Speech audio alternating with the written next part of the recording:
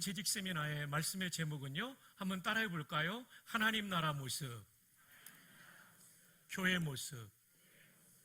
예, 진짜 좋은 교회는 어떤 교회인가? 하나님 나라 모습을 가진 교회입니다. 정말 좋은 교회, 우리가 꿈꾸는 교회는 하나님 나라의 모습을 가진 교회죠. 성경에 하나님 나라는 세 가지로 설명되고 있습니다. 첫 번째, 죽어서 가는 하나님 나라, 천국이 분명히 있습니다. 십자가상의 강도가 예수여, 당신의 나라에 임할 때 나를 기억하소서. 이 천국에 갈 때 기억해 달라는 거죠. 네가 나와 함께 오늘 낙원에 있으리라. 낙원은 예수님 재림 전의 천국을 낙원이라고 부릅니다. 오늘 천국 간다는 얘기죠. 여기서 우리는 천주교의 연옥교리가 틀렸다는 것을 알게 됩니다. 연옥은 예수 믿지만 신앙이 부족한 사람이 연단받고 다 깨끗해지면 천국 가는 중간 단계거든요. 근데 만약에 연옥이 있다면 십자가상의 강도가 갔어야 됩니다. 흉악범이니까요.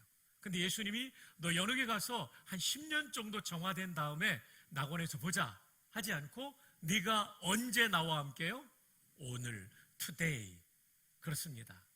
나는 부족하여도 영접하실 터이니 영광 나라 계신 임금 우리 구주 예수라. 나는 부족하여도 예수님 공로로 우리는 죽자마자 천국 가는 줄로 믿습니다. 죽어서 가는 하나님 나라가 있어요. 두 번째로는 요한계시록 21장에 역사의 마지막 날 완성될 하나님 나라 천국이 있다고 말합니다. 그리고 세 번째로는요, 오늘 이 땅에서 우리가 경험하는 하나님 나라입니다. 이 땅에서 경험하는 하나님 나라는 내 나라는 너희 안에 있다라고 했는데 우리 마음 안에 이루어지지만 내 마음에 임한 하나님 나라가 내 인생을 바꾸고 내 가정을 바꾸고 그리고 내가 살고 있는 지역사회를 바꾸기도 하는 거죠. 예를 들어 드릴게요. 100여 년 전에 저 평안북도 정주에 한 무당이 살고 있었어요. 백시성을 가진 무당이었습니다. 어느 날 집 앞에 이렇게 우두커니 앉아 있는데 예수 믿는 사람들이 지나가면서 전도하는 거예요. 어이 백무당, 자식들 망하게 하는 짓 그만두고 예수 믿고 천당 가시오. 입장을 바꿔놓고 생각해 보자고요. 무당이 얼마나 기분 나빴겠어요. 화를 내면서 야 이놈들아, 천당이든 백당이든 너나 가라 그랬어요. 그런데 이게 웬일입니까? 잠자리에 드니까 이게 환청처럼 메아리처럼 들려오는 거예요. 백무당, 자식들 망하게 하는 짓 그만두고 예수 믿고 천당 가시오. 그래가지고 할 수 없이 교회를 나갔는데 맥퀸 선교사님이 담임 목사님이셨어요. 우리말로 윤산훈 선교사님이죠. 그분을 통하여 복음을 듣고 예수님의 십자가의 진리를 나를 위한 구원의 진리로 받아들이고 온 가족이 구원받게 됐어요. 아들이 낙준이라고 있었는데요, 이 아들이 얼마나 총명하고 성실한지 몰라요. 선교사님이 소요리 문답을 가르치면 다 외워버리는 아이였어요. 어느 날 선교사님이 신방을 가면서 장작을 좀 쪼개놓으라고, 우리말로 패놓는다고 그러잖아요. 그랬어요. 보통 한두 시간 하면 끝날 줄 알았는데 그날따라 신방이 늦어졌어요. 해가 뉘엿뉘엿 넘어가고 밤 깊은 시간에 선교사님이 돌아보니까 세상에 낙준이가 아직도 장작을 패고 있는 거예요. 선교사님이 감동을 받은 거죠. 얘는 정말 성실하구나, 도와줘야 되겠다. 미국 유학을 보냅니다. 그리고 이 낙준이가 1927년도에 예일대학교에서 박사학위를 받습니다. 예, 정말 아멘한 분들은 복된 분이에요. 예일대학교에서 박사학위 받기가 얼마나 어려운데 아멘도 안 하고 진짜. 그래서 귀국해가지고 연희전문학교 교수로 지내다가 해방을 맞이하죠. 6.25 때 부산에 이분이 문교부 장관을 지냅니다. 피난민 정부에. 그리고 한경직 목사님과 함께 군목제도를 창설하죠. 그리고 57년도에 연희대학교와 세브란스 의과대학이 합쳐져서 연세대학교가 될 때 초대 청장이 됩니다. 이분이 누구냐면 그 유명한 용재 백낙준 박사입니다. 잠시 사진을 담임 목사님께서 준비해 주셨습니다. 연세대학교 중앙도서관 앞에 바로 백낙준 박사의 동상이 이렇게 놓여 있습니다. 여러분, 무당의 마음에 임한 하나님 나라가 진짜 아들을 살렸죠. 영생을 줄 뿐만 아니라 한국의 근대사에 별처럼 빛나는 인물로 하나님이 쓰신 거죠. 현재적 의미의 하나님 나라는 저와 여러분의 마음에 임합니다. 왕이신 하나님의 통치가 임해요. 쉽게 말하면 하나님 말씀에 순종할 때 은혜 받는다는 게 통치예요. 그럴 때 내 삶이 바뀌고 내 가정이 바뀌고 그리고 우리 교회가 바뀌고 우리 지역사회와 크게는 또 나라와 민족까지 바뀌는 거죠. 오늘 다루게 될 하나님 나라는 현재적 의미의 하나님 나라, 이 말씀에 대해서 우리가 오늘 나누게 되겠습니다. 자, 그러면 이제 오늘 본문으로 들어가 볼까요? 로마서 14장 17절 함께 한번 읽어볼까요? 하나님의 나라는 먹는 것과 마시는 것이 아니요. 거기까지요. 바울 사도가 하나님 나라의 현재적 의미를 로마 교회에 말하면서 전제를 달고 있어요. 먹는 것과 마시는 것이 아니다. 왜 그랬을까요? 로마 교회에 문제가 있었는데 그것은 시장에서 유통되는 소고기나 양고기를 사다 먹으면 양심에 걸리는 문제가 있었어요. 그 당시에는 로마가 다신교의 사회였기 때문에 우상이 얼마나 많은지 몰라요. 소나 양을 잡으면 일단 우상의 제단에 바쳤다가 끌고 나온 것을 시장에서 유통하는 거예요. 시장에 사는 모든 고기가 제단에 바쳤던 것이기 때문에 양심이 걸리는 그룹의 성도들이 있었어요.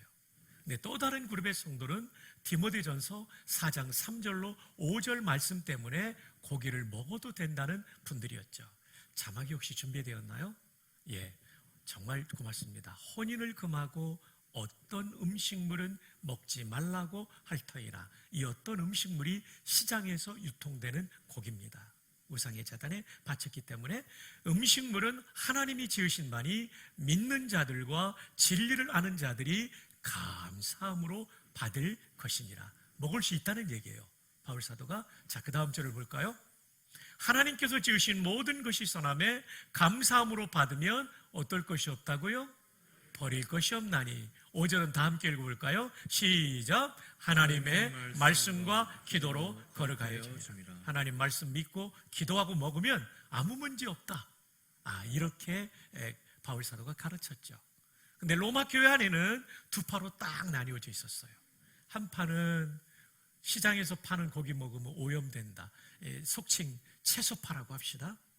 다른 한 파는 먹어도 된다. 채소도 먹고 고기도 먹고 쉽게 말해서 고기파 또는 종합파라고 이름을 붙여봅시다.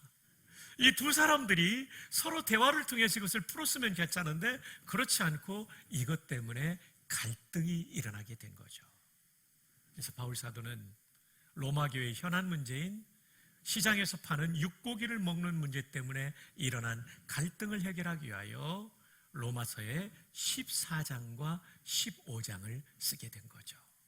그러면서 하나님 나라는 이런 것이라고 말합니다. 다시 한번 로마서 14장 17절 봅시다. 하나님의 나라는 먹는 것과 마시는 것이 아니요 오직 성령 안에 있는 의와, 첫 번째 하나님 나라는 의의 나라라고 말합니다. 의의 나라. 여러분, 의라는 이 단어가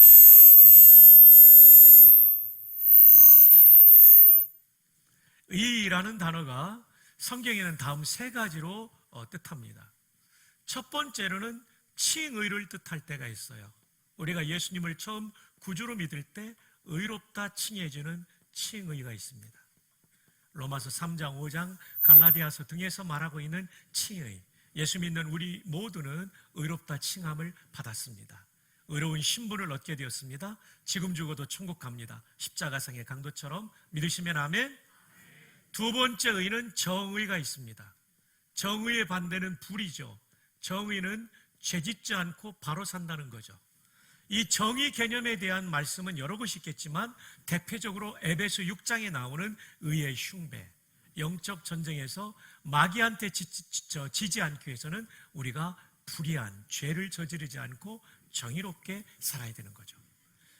세 번째로는 오늘 본문에 관련된 의인데요, 관계적인 의입니다. 관계적인 의. 관계적인 의. 관계적인은 뭐냐면 하나님 나라에 하나님은 왕이시고 나는 종이 된 상태, 이게 관계적 의예요.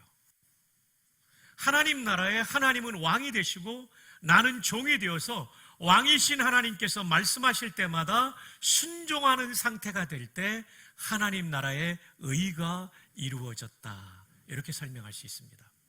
제가 어릴 때 자라나던 대전중앙교회는 도서관이 있었습니다. 형들하고 고등학생 때, 중학생 때 공부하다 보면 재밌는 얘기도 하고 라면도 끓여 먹었는데요, 한 분 형님이 그 이북 사투리를 잘했어요. 아버님이 피난민이신데 평양 출신이었어요. 이 기풍이 형님 아버님이 안수 집사님이신데 아버님이 평양말을 쓰니까 아들이신 기풍이 형도 평양말을 곧잘 하셨어요. 그래서 그 무렵에 이제 유명한 샴푸가 나왔는데요, 아이들은 머리를 감을 때 무서우니까 눈을 뜨고 감다 보면 비눗물이 들어가면 따갑잖아요. 요걸 방지하는 샴푸가 나왔는데 70년대의 베이비 샴푸예요. 그 광고가 이랬어요. 노래가 나오다가 나중에 한 멘트가 나오는데요, 아이들이 샴푸한다, 눈을 뜨고 샴푸한다, 따갑지 않아요 베이비 샴푸, 쓰리지 않아요 베이비 샴푸. 그리고 멘트는 엄마도 같이 쓰면 좋아요. 기억나는 분들 계실 거예요. 근데 기풍이 형님이 이거를 이북말로 하니까 정말 감칠맛 나더라고요. 아이들이 샴푸한다를 아새끼를 샴푸한다, 눈을 뜨고 샴푸한다를 눈시깔이 불아리고 샴푸한다, 따갑지 않아요 아새끼를 샴푸, 쓰리드 않아요 아새끼를 샴푸, 고조 애미나이도 같이 쓰면 듀티. 그러니까 한참 배를 잡고 웃었습니다. 배꼽을 잡고. 제가 이렇게 말씀을 드리는 이유는 식사하시고 이 시간이 얼마나 여러분 졸리십니까? 99.99%가 눈을 잘 뜨고 들으시는데 한 분이 눈을 감고 계세요. 그래서 너무 안타까워서 이분을 깨우기 위해서 우리 전우자회 한번 축복합시다. 눈시깔이 불아리고 말씀 들읍시다. 드디어 그 한 분이 부활하심을 감사드립니다. 자, 본문에서 말하는 하나님 나라는 의의 나라인데 여기서는 칭의가 아니에요. 분명히 성경에 칭의가 너무 중요한 의지만, 정의도 이것도 너무 중요하지만 여기서 말하는 의는 이게 아니고요. 세 번째, 관계적 의예요. 하나님을 나의 왕으로 모시고 내가 종이 되어 있는 상태죠. 이것을 가장 잘 보여주는 것이 시편 145편 1절입니다. 왕이신 나의 하나님, 내가 주를 높이고 영원히 주의 이름을 송축하리이다.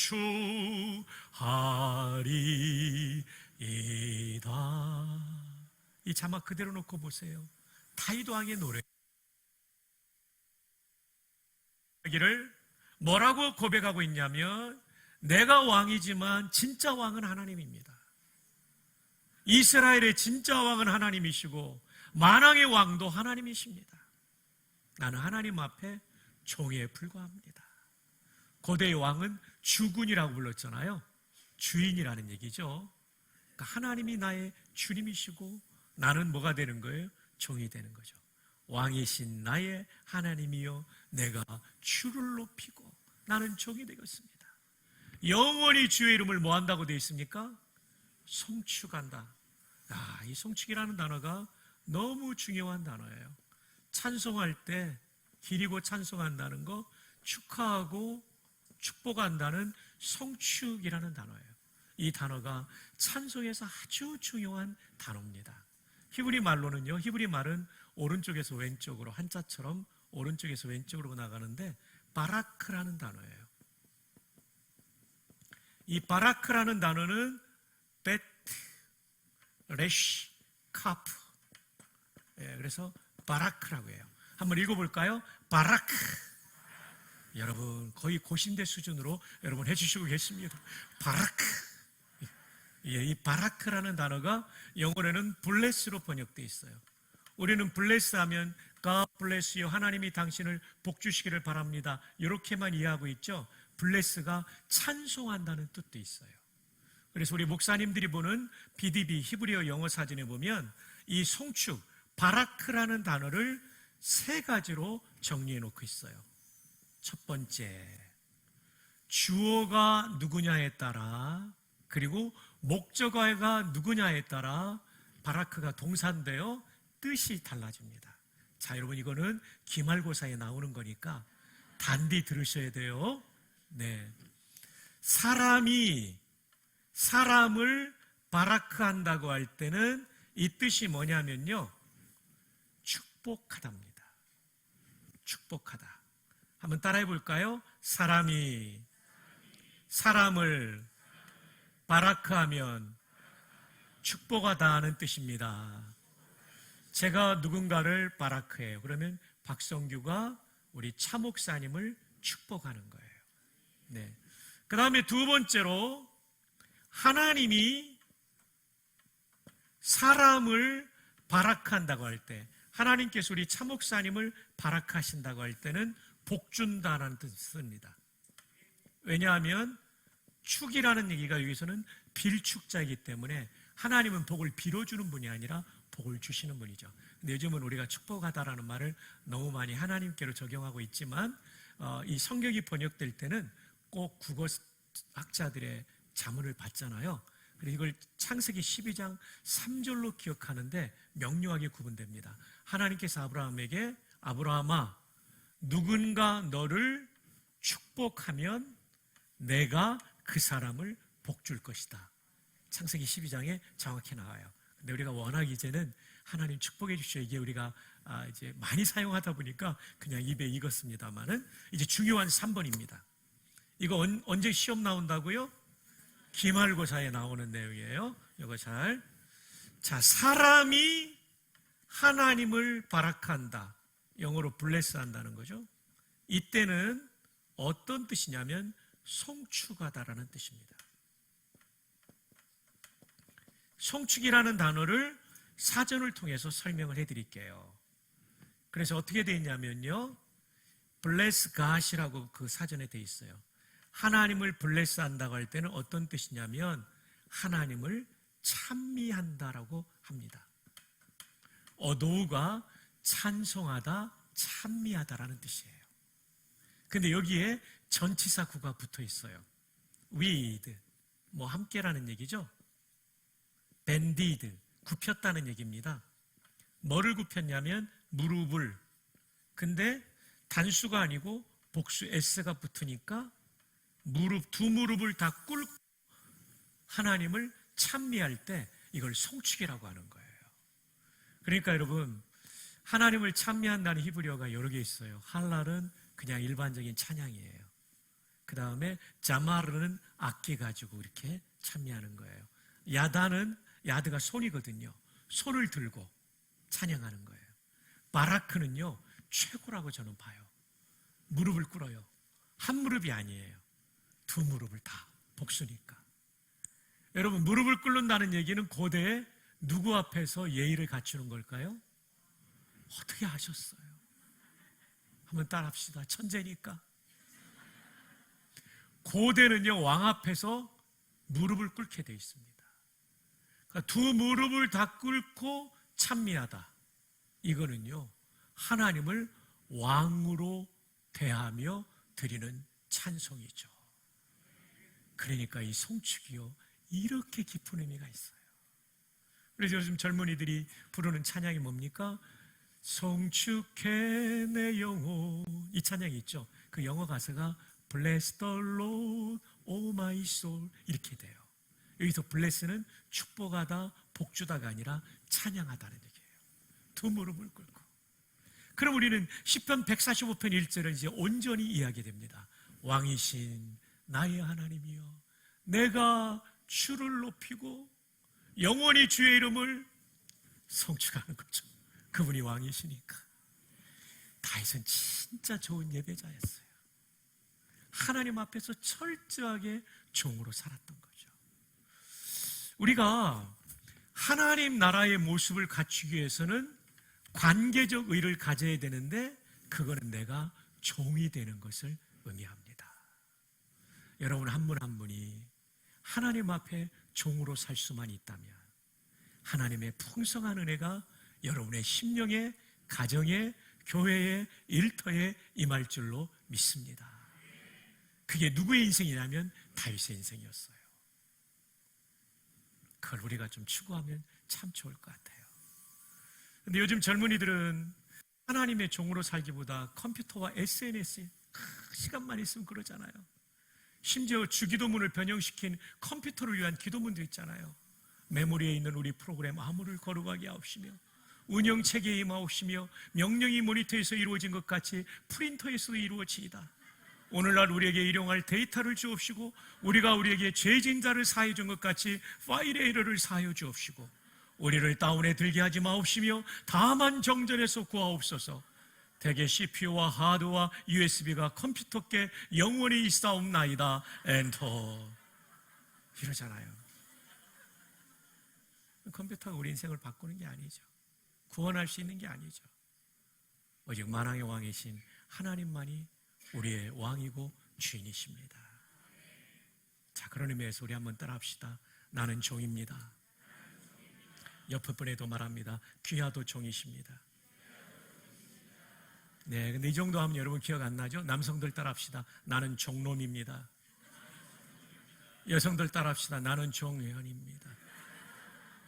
이 시간 세 분 이상에게 하이파이브 하면서 좋은 종놈 되십시오. 종연 되십시오.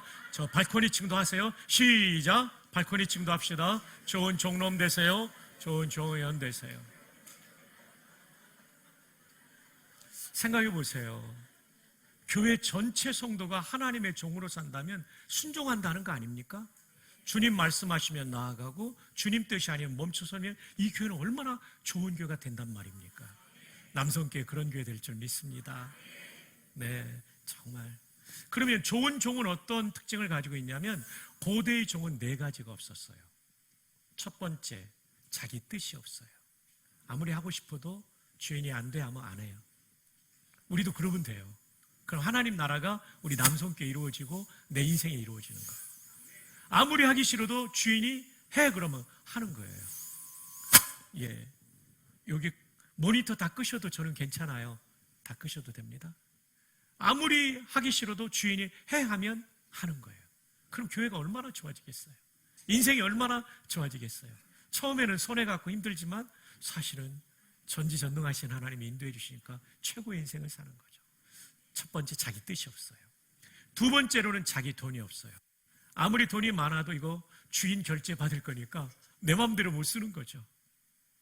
백남조 장모님이 총신을 위해서 땅을 바친 거 자기 돈이라고 생각 안 한 거죠. 그러니까 바치는 거죠. 내 돈이 없어요. 세 번째로는 내 자녀가 없어요. 내 자녀 내 마음대로 키우지 않고 주인 뜻대로. 여러분, 정말 그렇게 하면 좋아요. 안 그러면 내가 안달복달이 나지만 아이고, 하나님 거니까 하고 맡기면 돼요. 제가 81년도에 아주 인상 깊은 결혼식에 참여했어요. 서울의 CCC 회관에 그 정동, 그 당시 MBC가 그 옆에 있었는데 거기 결혼식이었어요. 신랑 아버님께서 신랑 이렇게 데리고 입장하셨어요. 참 인상 깊었어요. 대개는 신랑 혼자 들어가는데, 그리고 다 끝난 다음에 이제 하객 인사하는데 그 아버님이 그러시더라고요. 저는 한 번도 이 아들을 제 아들로 생각해 본 적이 없습니다. 이 아들은 하나님 아들입니다. 이제 결혼하여 이제 분가하는데 다시 한번 하나님께 이 아들을 맡깁니다. 정말 멋진 인사였어요. 이 인사말을 하신 분이 가야제일교회 원로 목사님이 아주 젊은 중년 시절이었어요. 오상진 목사님이었고 그때 신랑이 사랑의 교회 오정현 목사님이었습니다. 저 대학생 때였어요. 오정현 목사님이 일화가 있죠. 서울에 이제 대학 가려고 부산역에서 딱 열차를 탈 때 아버지께서 봉투를 딱 하나 주시더래요.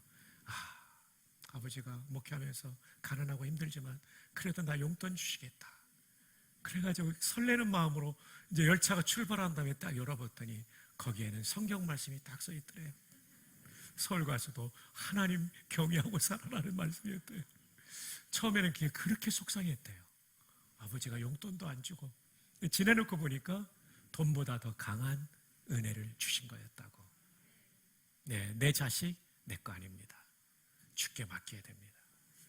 대한민국은 3대 종교가 아니라 4대 종교가 있다고 그러죠. 기독교, 천주교, 불교, 대학교가 있다고 그러는데 여러분 너무 대학에 목숨 걸지 마십시오. 네, 그보다 더 중요한 건 하나님 경외하는 겁니다. 그럼 하나님 책임져 주십니다. 좋은 종은 자기 뜻이 없고 자기 돈이 없고 그리고 자기 자녀가 없고 마지막에는 자기 생명이 없어요. 생명도 달라고 하면 드리는 거예요. 이런 종들로 가득 찬 교회는 시대를 변화시키는 교회가 될 줄 믿습니다. 이 하나님 나라의 의를 갖춘 인물들이 우리 남성교회에서 많이 일어나고, 이런 분들이 교회의 장로님도 되시고 안수집사님도 되시고 권사님도 되시고, 그럼 남성교회는 지금보다도 훨씬 더 좋은 교회가 될 줄로 믿습니다. 자, 하나님 나라는 첫 번째 의예요. 근데 이 칠판이 이번에 새로 장만하신 것 같나요? 목사님 충성 고맙습니다.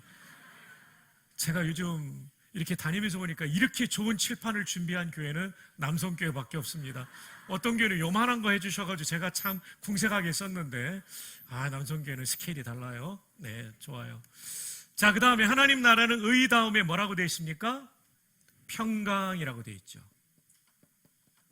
평강, 평안하고 건강한 이 평강이죠. 그냥 영어 성경에는 평화라는 단어입니다. peace라는 단어예요. 평화. 하나님 나라는 어떤 것에 임하냐면요, 평화롭게 사이좋게 지내는 관계 속에 임해요. 가족들도 사이좋게 지내면 거기에 하나님 은혜가 더 많이 임해요. 교회도 사이좋게 성도들이 평화롭게 지내는 곳에 하나님의 은혜가 임하고 하나님의 통치가 점점점 확장되고 깊어지고 강력해지는 거죠. 남성교회를 위해서 진짜 좋은 교회가 되기 위해서 하나님 나라의 모습을 갖추려면 평강을 가지라고 말씀드리는 겁니다. 자, 근데 로마교회 지금 평화가 깨졌죠. 자, 이것을 로마서 14장 1절부터 3절을 통해서 한 번 더 보시겠습니다. 자, 우리 한 번만 더 인사합시다. 눈시까리 부라리고 말씀 들읍시다. 자, 1절 이리 한번 볼까요? 1절 14장 1절입니다. 믿음이 연약한 자를 너희가 봤되 그의 의견을 뭐하지 말라. 네, 여기 비판은 학문적인 비평 금지가 아니라 이거는 비난을 하지 말라는 거예요. 인격적인 모독을 하는 비난. 비난이 들을 때 마음에 상처가 생기고 분노가 생기고 마음이 쪼개지고 분열되고 불화가 되고 그렇게 되는 거예요. 평화가 깨지는 거예요. 그 다음 구절 한번 볼까요? 네. 어떤 사람은 모든 것을 먹을 만한 믿음이 있고 믿음이 연약한 자는 뭐만 먹는다고요? 그 고기 문제예요. 고기 문제. 시장에서 파는 고기 때문에 못 먹겠다. 그래서 채소만 먹는 채소파, 베지테리안들이 있었다는 거죠. 자, 그 다음 절 한번 넘어가 볼까요? 먹는 자는 먹지 않는 자를 뭐 하지 말고, 믿음이 좋은 사람이요. 나는 먹는데 너 그것도 못 먹냐? 업신여김도 비난 중에 하나죠. 업신여기지 말고, 그 다음에 또 읽어보시죠. 시작. 먹는 자를 뭐 하지 말라? 비판하지 말라. 역시 비난의 문제예요. 여러분, 교회가 어려워질 때 비난이 많아지면 어려워집니다. 인격적 존중이 사라지고 인격적 모독을 하고 험담을 하고 말을 지어낼 때 어려워집니다. 내 마음에 들지 않을지라도 주님께서 받으신 형제 자매에 대하여 넓은 마음을 가지는 게 정말 중요하죠. 여러분, 1600년대에 30년 전쟁이라고 유럽의 전쟁이 있었어요. 역사상 가장 참혹했던 전쟁이라고 그래요. 카톨릭과 개신교의 전쟁이었어요. 교회가 나가서 싸웠다는 게 아니라 천주교 측을 드는 제후들과 신교 측을 지지하는 제후들이 싸운 거예요. 너무나 잔인한 전쟁이었어요. 이 전쟁이 끝날 때 독일의 신학자 루퍼투스 멜데니우스는 이런 얘기를 통해 치유합니다. 본질적인 것에는 일치를, 비본질적인 것에는 자유를, 모든 것에는 사랑을. 영어로는요, TTT로 운율이 맞아요. In essentials, unity. In non-essentials, liberty. In all things, charity. 여러분, 이거 정말 중요해요. 이거는 중간고사에 내려고 그래요. 한번 따라하세요. 본질적인 것에는 일치를, 비본질적인 것에는 자유를, 모든 것에는 사랑을. 정말 자막을 잘 만들어 주셔서 자막 만든 분께 충성 감사합니다. 여러분, 교회가 평강을 유지하고 평화를 유지하고 이럴 수 있는 비결은 비난하지 않는 건데, 그 기준이 뭐냐면 본질적인 것에는 일치해야 돼요. 본질이 뭡니까? 신구약 성경 66권 솔라 스크립투라, 이 성경에 대해서는 누구도 이의를 달지 않고 66권은 정확무한 하나님의 말씀으로 믿는 것, 이게 본질이에요. 이것을 딱 압축해 놓은 게 뭔지 압니까? 사도신경입니다. 사도신경을 어긋나면 다 이단입니다.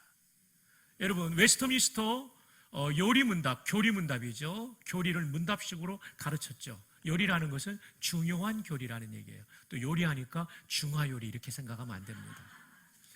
어떤 할아버지가 밤에 자다가 허리가 너무 아팠어요. 살몸 파스 좀 묻혀줘. 그 당시 이제 시설이 지금처럼 좋지 않을 때 할머니가 주섬주섬 일어나가지고 파스를 찾아가지고 딱 붙여줬어요. 그랬더니 이 할아버지가 시원하다 하고 그날 밤 잘 잤어요. 그 다음날 아침에 일어나서 옷을 갈아입고 딱 보니까 세상에 그 파스 자리에 뭐가 붙어 있었냐면 중화요리는 동보송으로 주문해 주세요. 5분 안에 배달해 드립니다. 네, 파스가 아니라 중국집 스티커를 붙이고 있었던 거예요. 근데 제가 어제 이무석 박사님 책을 읽었는데 이게 정신의학적으로 맞대요. 파스라고 믿으면 머릿속에 파스라고 믿어져서 여기서 이 어떤 저항하는 좋은 그게 호르몬이 발생한대요. 우리 광주 동명교회 장로님 그 유명한 이무석 박사님의 책에 나오는 내용이에요. 여러분, 제가 뭐 하다가 여기까지 왔죠? 네? 예, 본질적인 거 하다가 여기까지 왔어요. 정말 훌륭하신 분이세요. 네, 오늘 본인이 본인에게 큰 상 주시면 좋겠어요. 제가 가지고 온 게 없어서 미안합니다. 본질적인 거, 사도신경, 예, 그거 하다가 여기까지 왔어요. 사도신경이 요리문답, 그 요리문답 하다가 중국집으로 흘러갔었어요. 자, 이 요리문답, 웨스트민스터 요리문답이 우리 교단의 표준 문서입니다. 여기에 보면 세 가지가 들어가 있어요. 소유문답 107문항의 첫 번째가 사도신경이에요. 두 번째가 십계명이고 세 번째가 주기도문이에요. 사도신경이 얼마나 중요한지 알겠죠? 이건 일치해야 돼요. 성경과 사도신경. 또 하나는요, 우리 차목사님을 여러분의 교회 담임 목사님으로 위임할 때는 하나님이 인도하셨습니다. 동의하시면 아멘? 참새 한 마리가 떨어지는 것도 하나님 허락 없이 되지 않는다면 귀하신 목사님 보낼 땐 하나님의 뜻이 있는 거죠. 목사님의 경험, 목사님의 탤런트 다 쓰시는 거예요. 다른 사람과 비교하지 말고 목사님이 가진 목회 철학과 목회의 전략을 여러분이 본질로 붙잡아야 교회가 복됩니다. 이건 본질이에요. 이거 바꾸려고 하지 마시고 이건 따라가세요. 그리고 의논할 건 의논하시지만 존중해 드려야 돼요. 본질적인 것에는 모두가 일치해야 돼요. 근데 비본질적인 것에는 자유를 줘야 돼요. 예를 들어 젊은이가 노란 물을 들이고 왔다고 그래서 왜 그랬냐고 하면 젊은이들 도망갑니다. 생각해 보세요. 흰머리 검은 물 들이나 검은 머리 노란 물 들이나 그게 그거 아닙니까? 맞잖아요. 네. 제가 아는 형님이 계세요. 대전에서 아주 크게 목회하는 분인데 20, 30년 전에 아들이 세상에 담임 목사님 아들이 노란 물을 들이고 금발을요. 가슴이 철렁하더래요. 우리 교단이 얼마나 보수적입니까? 근데 이 아들이 좀 갈등할 때여서 야단을 치면 집을 떠날 것 같더래요. 아들의 어깨에 현관에서 손을 얹고 그랬대요. 아들아, 머리는 노랗게 물들어도 가슴은 예수로 물들기를 바란다.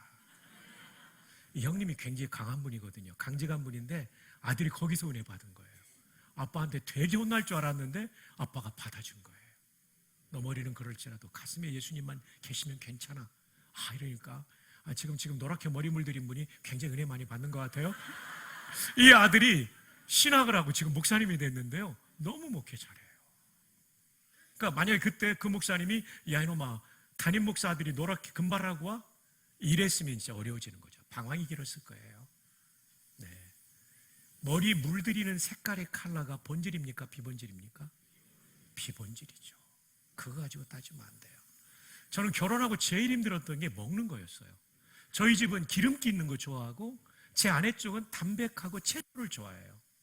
이제 군목으로 가가지고 봉급이 얼마 안 되니까 고기 사달라는 말은 못하고 부침개라도 해달라면 아내가 건강에 안 좋다고 안 해주는 거예요. 막 풀만 올라오는 거예요. 오늘은 풀이 얼마나 많은지 숲이 하나 올라오는 것 같았어요. 숲이 올라온다고 그랬더니 기분 안 좋아하더라고요. 근데 더 이상 해서는 안 될 말을 제가 한 거예요. 좀 있으면 여기서 뱀 나올 것 같아. 이 얘기까지 해가지고 제가 아내한테 상처를 줬습니다. 근데 30여 년이 지난 오늘 제 아내가 풀과 함께 단백질, 콩과 두부를 먹였거든요. 30몇 년이 지나 어떤 일이 생겼냐면요. 제가 6남매거든요. 제 아들 하나고 전부 위에 세 분 눈이 5분이 다 고혈압이에요. 왜냐하면 부모님이 고혈압이니까. 저만 아직도 고혈압이 아니에요. 지난주 헌혈했습니다. 제가 61년생인데 헌혈했습니다. 지금도 팔굽혀펴기를 제가 40개는 합니다. 할까요? 해야 되겠네. 셋, 넷, 다섯, 여섯, 일곱, 여덟, 아홉, 열, 열하나, 열둘, 열셋, 열넷, 열다섯, 열여섯, 열일곱, 열여덟, 열아홉, 스물, 스물하나, 스물둘, 스물셋, 스물넷, 스물다섯, 스물여섯, 스물일곱, 스물여덟, 스물아홉, 서른, 서른하나, 서른둘, 서른셋, 서른넷, 서른다섯, 서른여섯, 서른일곱, 서른여덟, 서른아홉, 마흔. 와,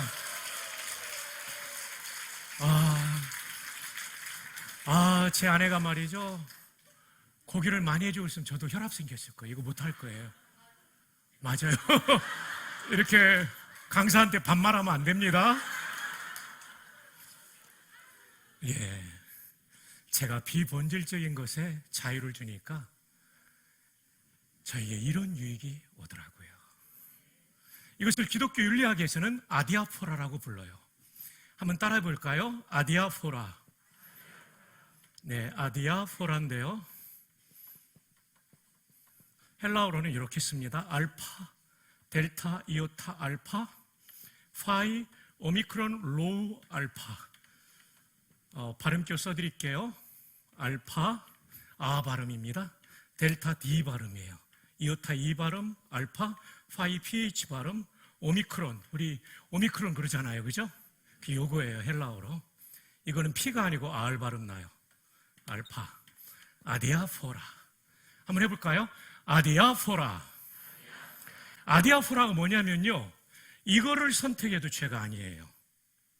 이거를 선택해도 죄가 아니에요. 비본질적인 것에 자유를 준다는 뜻이에요. 본질은 사도신경 선택해야 돼요. 다른 걸 선택하면 잘못이에요. 그죠? 성경을 선택해야 돼요. 사서삼경 선택하면 안 돼요. 그것이 구원의 길이라고. 불경 선택하면 안 돼요. 오직 성경만 선택해야 되죠. 이건 본질이에요. 그러나 머리를 무슨 색깔로 물들이는지, 식탁의 메뉴가 뭔지, 영양소만 갖추어졌다면 이거는 비본질인 것이죠. 김장한 목사님께서 결혼하고 제일 힘들었던 건 치약 짜는 문제였대요. 지금은 치약이 이 플라스틱으로 되어 있어서 중간을 짜도 이게 다시 이게 원형이 복구가 되잖아요. 근데 50년대 후반, 60년대 초반 우리나라 들어와가지고 수원에서 사는데 목사님은 가난한 농가의 아들이니까 밑에서부터 감아 올라간대요. 왜냐하면 조금이라도 남기지 않으려고. 근데 정성껏 감아 놓으면 사모님이 들어가서 중간을 꾹. 이것 때문에 몇 번 싸웠대요. 근데 어느 날 새벽기도 하는 가운데 장원아, 너 때문에 태평양 왔는데 그 먼 곳을 넘어왔는데 치약 하나 가지고 싸우냐. 그래 목사님 안 싸웠대요. 그 다음부터 평강이 집안에 임한 거죠. 이런 걸 아디아포라라고 그래요. 이렇게 해도 죄가 아니고 저렇게 해도 죄가 아니에요. 치약이 조금 손실은 있겠지만 죄가 아니에요. 그거 가지고 싸울 필요가 없는 거죠. 여러분의 남편 가운데 저녁에 들어와서 양말을 딱 벗으신 다음에 잘 펴가지고 세탁바구니에 가지런히 올려놓는 남편이 계시면 얼마나 좋겠어요. 근데 냄새나는 양말을 둘둘 감아가지고 던져놓고 어떨 때는 침대 밑으로 들어가 있어요. 본인이 야구선수도 아닌데. 여러분 그거 가지고 싸워야 될까요 말까요? 대답을 안 하시네요.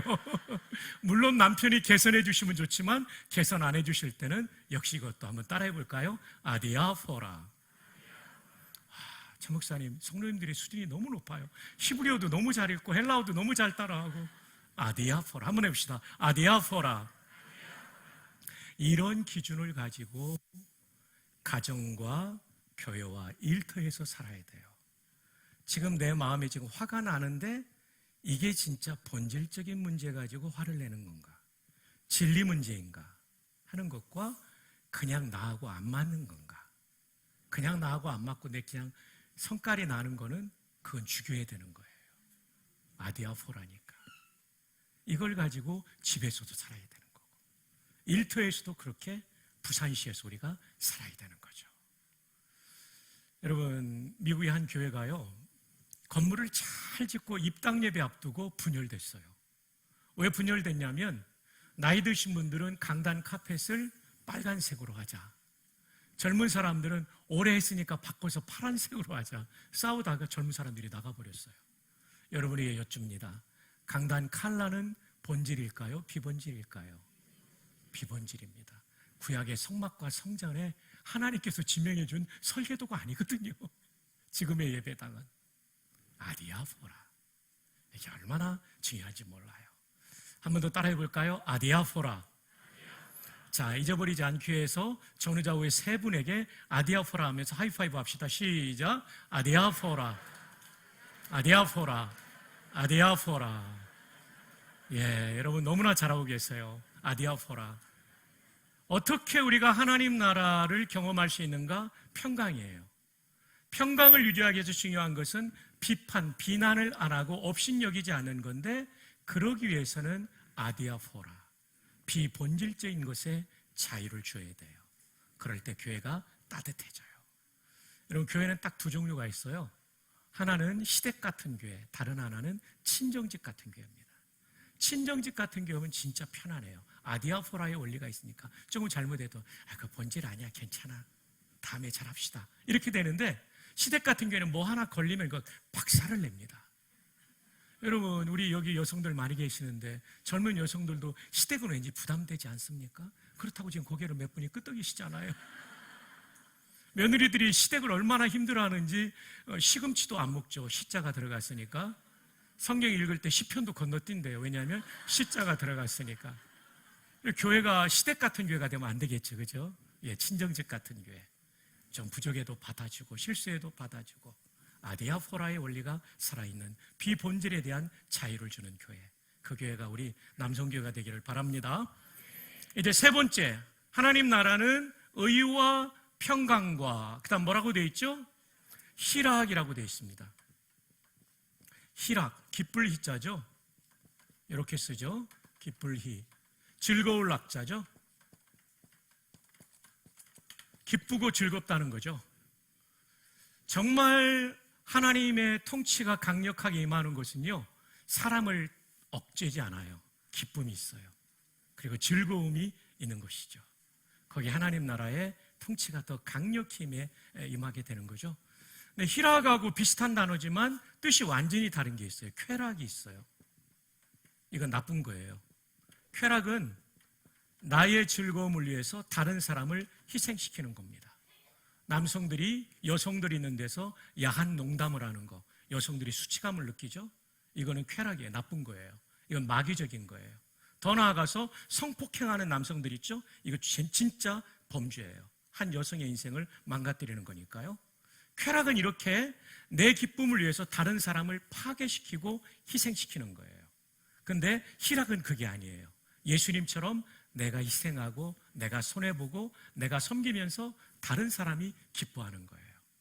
이게 예수님적인 기쁨이에요. 우리 이걸 추구해야 되죠. 희락은 헬라 말로 카라라고 그럽니다. 또 카라라고 하니까 걸그룹 카라를 떠오르는 분들이 계실 텐데, 걸그룹 카라는 K-A-R-A고 여기서 말하는 희락은 C-H-A-R-A라고 이 연사 강력하게 주장하는 바입니다. 달라요. 카라의 어근에서 은혜라는 카리스가 오게 되죠. 그리고 은사라는 카리스마라는 단어가 오는데, 카르, 이 단어는 굉장히 좋은 거예요. 정말 은혜로운 기쁨이 희락이죠. 자, 이것을 이해하기 위해서는 로마서 15장으로 넘어갑니다. 오늘 본문이 14장 17절이지만 15장으로 넘어가야 돼요. 왜냐하면 성경이 기록될 때 장과 절의 구분이 없었어요. 장의 구분은 1204년이에요. 1204년 랑톤이라는 분이 장을 구분했어요. 그 전까지 구분들이 있었지만 지금 쓰는 게 1204년이에요. 그 전까지는 장의 구분이 없었어요. 그리고 절의 구분은 1551년 스테파노스예요. 그 전 절의 구분이 정확하게 안 돼 있었어요. 그러니까 예수님께서는 구약을 인용할 때 다윗의 시편에 그랬지, 다윗 시편 몇 편 몇 절 이런 말 안 쓰셨어요. 없었으니까. 이사야 몇 장 몇 절 안 쓰셨어요. 없었으니까. 그러므로 우리가 지금 성경을 읽을 때도 장과 절의 구분은 편리를 위한 것이지 절대적인 것이 아니므로 14절 본문에서도 15장까지, 14장 본문에서도 15장까지 가야 되죠. 오늘 강론이 대표적인 케이스입니다. 자, 15장 1절 한번 볼까요? 믿음이 강한 우리는 마땅히 믿음이 약한 자의 약점을 담당하고, 그 다음 중요한 말이 나옵니다. 누구를 기쁘게 하지 않는다고요? 예, 자기를 기쁘게 하면 쾌락이 되니까요. 자, 그 다음 2절입니다. 우리 각 사람이 누구를 기쁘게 하되? 예, 나를 기쁘게 하면 쾌락이고 이웃을 기쁘게 하는 게 희락이에요. 근데 이웃을 기쁘게 하는데 술 마시면서 기뻐하면 될까요? 안 될까요? 안 되기 때문에 선을 이루고 덕을 세우도록 할지니라 라고 되어 있죠. 자, 그 다음 3절로 갑니다. 3절, 그리스도께서도 누구를? 자기를 기쁘게 하지 아니하셨나니. 거기까지 있습니다. 그 다음에는 또 설명이 많이 필요하니까요. 예수님의 길이 쾌락의 길이 아니었습니다. 희락의 길이었죠. 그 고난투성이의 그 길, 라틴어로 비아 돌로로사라는 그 길은 고난투성이라는 뜻이에요. 비아가 길이고 돌로로사는 고난투성이. 그냥 고난의 길로 번역되는데 그렇게 번역하면 라틴어 충분히 번역한 게 아니에요. 고난투성이의 그 길, 십자가로 향하는 골고다 언덕으로 가는 그 길, 비아 돌로로사의 길을 걸어가셨죠. 그리고 마침내 하늘과 땅 사이에 6시간 달려 온몸에 물과 피를 다 쏟으시고 우리를 위해 구원의 놀라운 역사를 이루어 주셨죠. 본인의 기쁨을 추구했다면 안 갑니다. 안 가십니다. 근데 구원받아야 될 저와 여러분의 얼굴을 떠올리시며 주님은 그 길을 올라가신 거죠. 그 은혜로 구원받은 우리도 이제 더 이상 쾌락이 아니라 희락을 추구하기를 바랍니다. 성도들이 서로를 기쁘게 즐겁게 해주는 거예요. 내 기쁨을 위해서 누군가를 비난하는 거. 비난이 왜 나쁘냐면 이것도 마귀적인 거거든요. 비난하는 거. 사람은 비난하면서 고소함을 느끼거든요. 죄성이 있기 때문에. 그러면 안 돼요. 그건 쾌락이에요. 비난하면서 즐거워하는 건 쾌락이에요. 우리는 묵묵히 참고 격려해주고 세워주는 희락의 길을 걸어가야 되는 거죠. 자, 그런데 문제가 있습니다. 하나님 나라를 위해서 희락을 추구하는 거, 죄성을 가진 우리는 희락보다는 쾌락을 추구하고 싶어합니다. 또한 비난을 하지 않고 평강을 추구하는 거, 죄성을 가진 우리는 누군가에게 책임을 전가하고 싶은 비난의 욕구가 충만합니다. 하나님을 왕으로 모시고 내가 종으로 사는 의의 나라를 경험하는 거, 말로는 그렇게 하고 싶은데 우리 마음속에는 내가 왕이 되고 싶은 충동이 아직도 있습니다. 그래서 사실 하나님 나라를 경험하는 성도, 교회 쉽지 않은 거죠. 그런데 해결책이 있습니다. 로마서 14장 17절에 담겨 있어요. 마지막으로 한 번 더 읽어봅시다. 하나님의 나라는 먹는 것과 마시는 것이 아니요. 그 다음에 답이 나와요. 오직, 강조하는 말이죠. 성령 안에 있는 의와 평강과 희락이. 우리 힘으로는 의와 평강과 희락이 안 되는데 성령 안에 있으면, 오직, 강조의 부사 아닙니까? 오직 성령 안에 있으면 이 세 가지가 불가능한 일이 가능해진다는 거예요. 그럼 성령 안에라는 말은 무슨 뜻일까요? 성령 안에 중요한 표현이죠. 이 아내라는 헬라어가 엔이라는 헬라어예요. 엔. 엔의 뜻은 열 몇 가지가 돼요. 그 중에 두 가지로 압축해 드립니다. 첫 번째, 장소. 지금 우리가 예배당 안에 있다 할 때 엔 예배당 이렇게 하는 겁니다. 그 다음에 두 번째, 인격적 개념으로 말합니다.